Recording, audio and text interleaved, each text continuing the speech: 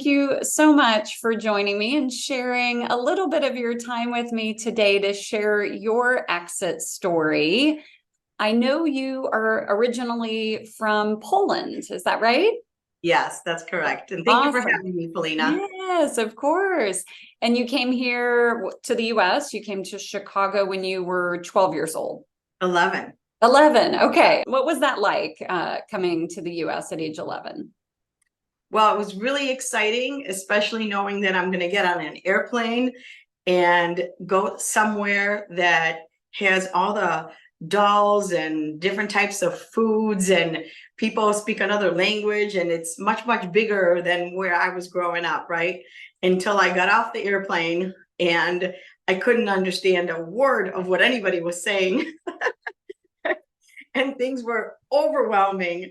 But I remember we came in pretty late, and my mom and my new stepdad took us to the grocery store. So, and that was shocking to me because our stores closed at 5 or 6, and we walked in, and it must have been a Walmart type of store, right? It was open later, and I was just overwhelmed with the amount of aisles and inventory. I'd never seen anything like that. So it was a very shocking experience for me just upon arrival. We only had one type of toilet paper. And so it was gray. It was kind of recycled out of newspaper. It was kind of hard, and I had never thought about it. That's just what we had. And then when we got here and I saw these aisles and aisles of items, the one aisle was toilet paper. And I was just mesmerized by the whole thing because I had never, first of all, I didn't know there were so many options. And my mom was choosing one. I thought, how do you even choose a toilet paper? But when I got home, it was so soft and it was so white. I just kept going to the bathroom wanting to use the toilet paper. So that was just, the first probably thing that really stuck with me is the abundance of everything. But the toilet paper, especially just because I hadn't seen anything like that in so many options. And I remember walking through the aisle asking myself, how do people even choose something here, right? How do you know?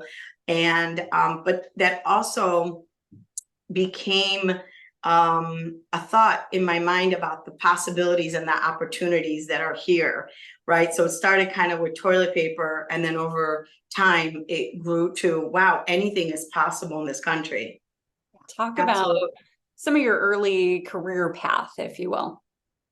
Yeah, so I'll take you back a little bit about, just as women, especially, I think what is really important, kind of what you're doing, Felina, right, is having these interviews and the co-working space that allows for women to collaborate and support one another.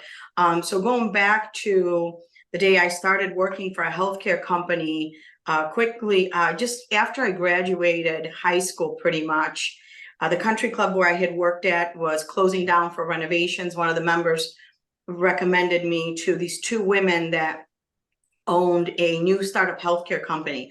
And that's where I had stayed for 6 years and really got to see a whole new world, right? Because when I came here, my mom was taking care of another family's children and cleaning houses. My stepdad was working in construction. So just walking in the door, seeing women dressed up and in high heels and beautiful outfits, I thought, oh my God, this is what I want to be like one day, right? And those women, the women that Linda and Joan, who owned S&I Management, and then all the women that they hired, everyone was really supportive and taught me that I could be in their shoes one day. So I worked there for 6 years, really kind of saw and learned all the different possibilities, was mentored quite a bit. Everything, I remember the CEO of my company, because she had a daughter that worked there. She took us to, at the time, it was Nordstrom's. And there were a pair of shoes that I really wanted, and they were $60. But I think I was, maybe 20, 21 years old. And I never imagined to spend $60 on a pair of patent leather shoes. But she taught me that it's an investment, and that if I want to be in those shoes one day, I have to wear them, and that I can take care of them and I could have them for a really long time. So it was everything from little messages like that to my boss, Chris, who was teaching me how to, do well in my job as a credentialing coordinator and then provider relations manager. So then the company sold. I was a startup. They grew it very quickly. I started there, I think, at 11 employees. They grew it to 100 employees, and they sold it after 6 years. And then I went to work for an IT company that was across the street. Somebody introduced me to one of the owners. And that's when I really fell in love with technology. I started working in a role as an IT recruiter. Then I got into sales, and then I was running one of their divisions. I spent 6 years there. But what I loved my job. I really enjoyed what I was doing. I loved the tech space. But what wasn't going well for me was it was sort of a lifestyle business for the gentleman that owned it. And I wanted so much more, but we weren't really aligned, And so, like probably many women, I went on maternity leave. And what do you do when you go on maternity leave? You have a lot of time to think when that baby's sleeping. And that's kind of where the idea, I started thinking back about Linda and Joan and the healthcare company that I was at. And I wanted to have a thriving environment the way they had it, right? I wanted to see us hire people and grow and create job opportunities. And that just wasn't happening. And so I incorporated my business, MXOtech, while I was on maternity leave with my first daughter, Hannah. And I thought, I'll go back after maternity leave and see how it goes. If not, let me make some steps towards starting a company. I went back after my maternity time was up, and it lasted for about 2 weeks. After that, I said, I really can't be here anymore. I got to go out and do this on my own. And I actually called my old boss, Linda, and asked her, how did she get started? I was really nervous. She gave me some advice. So did one of my mentors, Bill Patton, and Sandy. I had a lot of people from the healthcare company who were really supportive. So everybody encouraged me, said I could do it. And I said to myself, what's the worst case scenario? I saved up about a year's worth of salary, knowing that I might want to do this one day. And I thought, what, if I fail, I'm going to go get another job. And so that's how MXOtech started. That's amazing. What year was that, Joanna? 2005. So I gave birth to Hannah in May 28th of 2005. I incorporated the company in August, and then I went back to work. And then I really started the business in January is when I, resigned and went fully operational. So actually it was a few months, not a couple of weeks. It was a few months that I stayed at the company, just trying to see if I could maybe make things work, but I couldn't.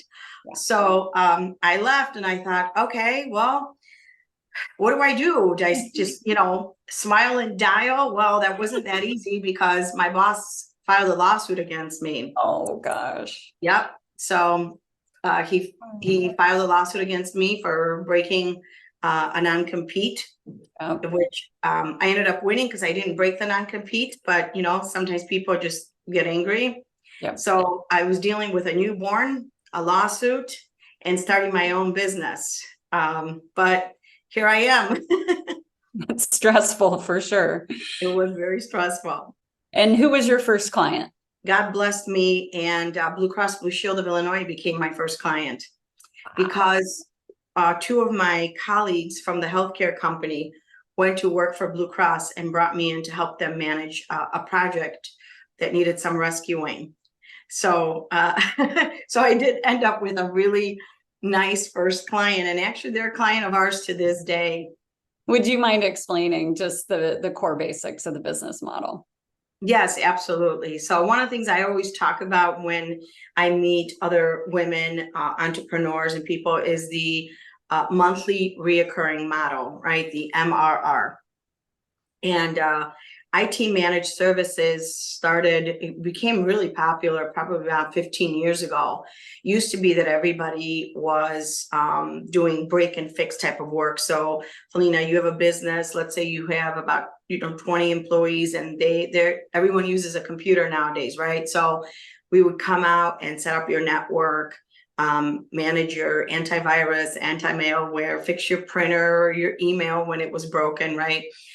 And we would do that anytime you called us and requested that service. Well, so that's kind of how I started out. And now I became an IT managed service provider about 10 years ago.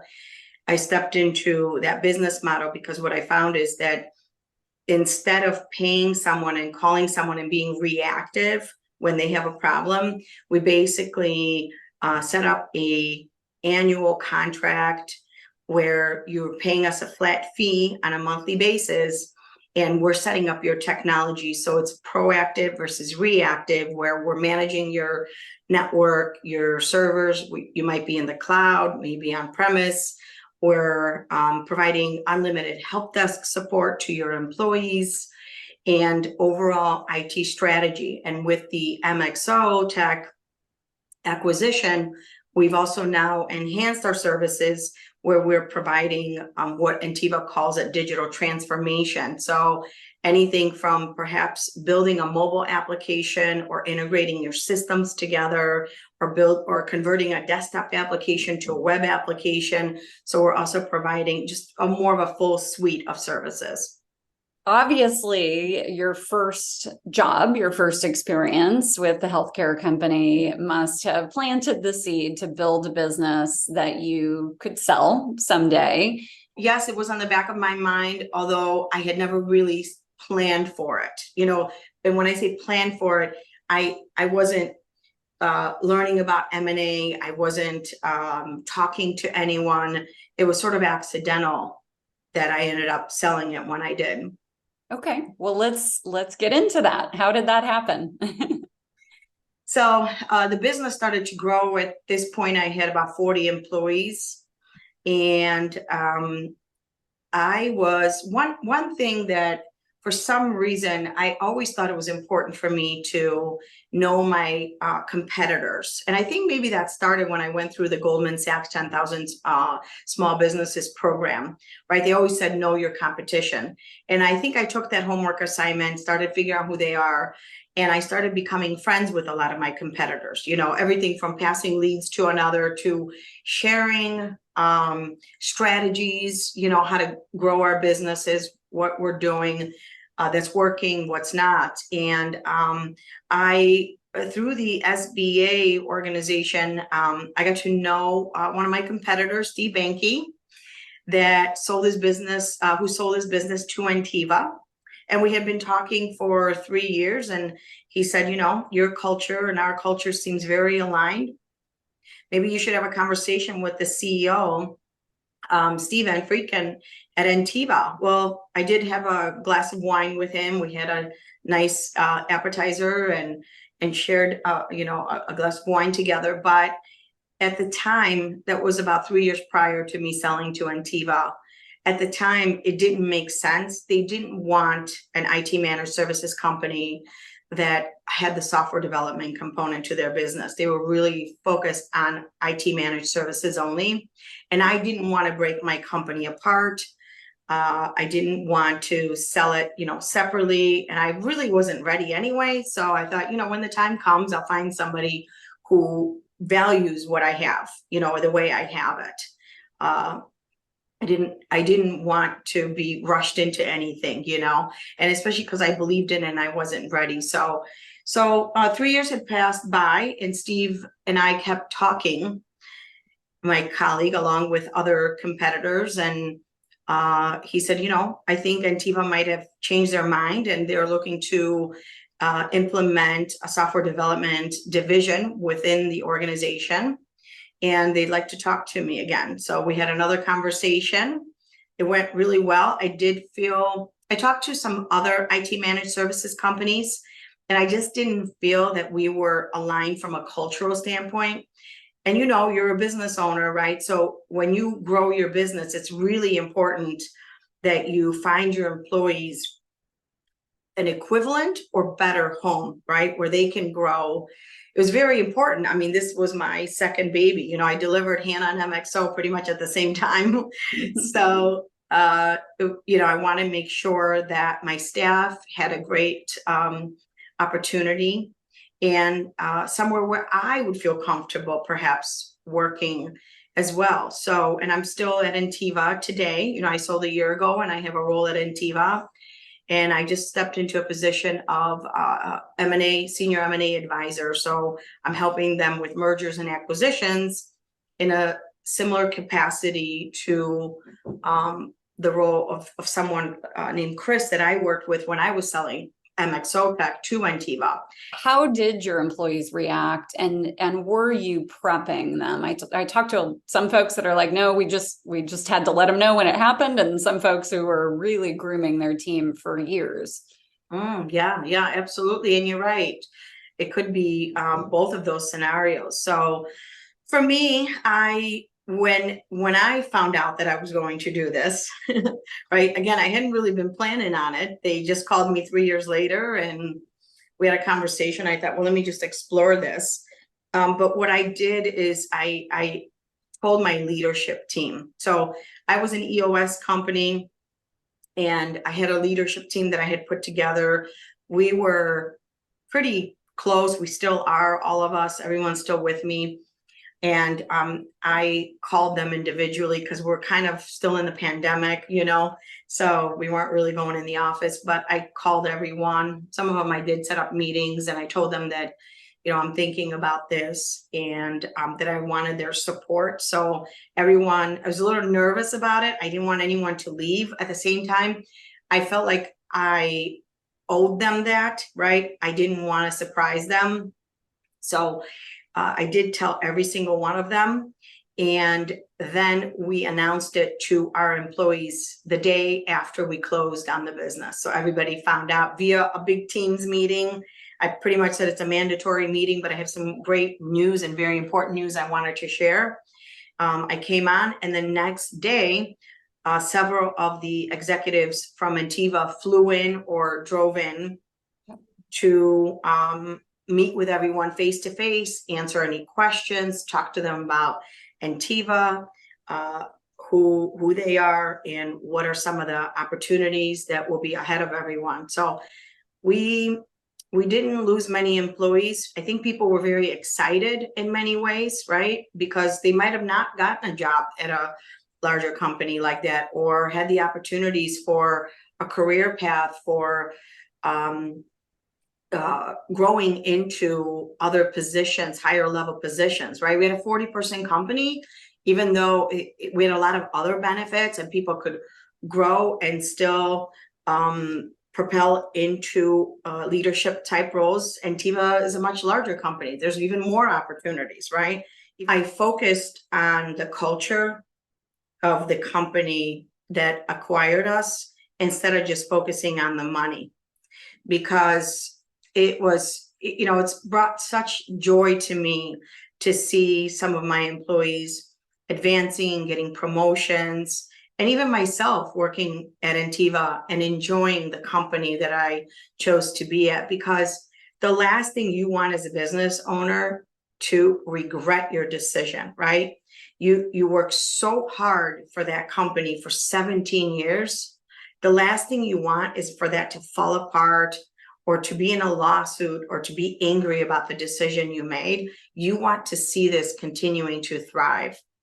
And so I had a lot of interest in my company, and I really focused on that culture component, which has served me well. Anything, just advice, you know, like, Yeah. I wish I would have considered this or looked at this differently. Someone gave me the advice that you have to always be willing to walk away from the deal if it doesn't seem right, you know. And I purposely worked through this and took a little longer, because I thought, you know, if you enjoy the journey of when you're selling your company, right, you're going to most likely enjoy the journey of joining that company. And so took my time. I met several people that worked at Ntiva. I talked to the competitors that sold to Ntiva, and really every day that I woke up, I made sure that this was still a good decision. But I also focused on my business. I think sometimes what happens when people get into that mode of they know they're going to sell it, they start to get comfortable and they start to take those long boat rides. You know, they get that senioritis, as my daughter, who's going to college, was starting to get.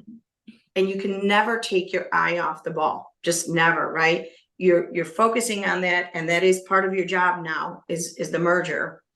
But the other big component of your job is to still remaining a leader within your company. And so I felt like I took that advice from someone, and I think that served me well. Because it gave me the ability to be able to walk away if I wanted to, right? But what happens sometimes is you get comfortable and the business starts to, go down a little bit, right? And then if something goes wrong, you're like, oh, well, I have to sell it now, right? I can't go back. I never wanted to be in that position. I would have maybe prepared myself sooner. I would have listened to more M&A panels, discussions, talk to other business owners that sold their company, to have run my business as if I was selling my business. I sometimes, ran my business in a way that it was comfortable for me, and while I was always profitable, I probably could have done a better job with that in my finances if I had known I was selling my company. So I would say prepare yourself. Don't be afraid to go down that journey and think that you have to sell your company just because you're attending M&A events or listening to webinars or meeting with people who have done it. I think you should always run your company as if you're going to exit tomorrow. And it helps you to make your business more profitable when you're doing that, right? The choice to then join the company you sold to. I talk to a lot of folks that are like, I'm done, I'm out. I don't want to, merge with this other company. I want to go do something else altogether. What was the decision that, in that process? I would imagine they said, hey, we need you, come on over, right? To really make this merger a success. Yes. Yeah. I think it was important for them and for me to stay and not leave, to show my employees that, hey, I made this decision for all of us, right? I'm staying. You shouldn't be worried about anything and leaving because I'm here. But I think, for me, I still love what I do. And I didn't really have a goal of starting another business right away. When Stephen and Chris from Ntiva talked to me about stepping into an M&A role, that actually sounded very exciting to me because I would still sort of be in a sales capacity in some way, but a little more strategic and helping other entrepreneurs to make their dream come true of exiting something that they had built that they worked so hard for. So really, I didn't ask for that role. They asked me to step into that. And I really, when I thought about it, I really got excited about it. And so I did sign a 3-year agreement with Ntiva. And I'd love to, go down that journey, see how it goes. Am I going to stay here forever? I don't know, right? Maybe not.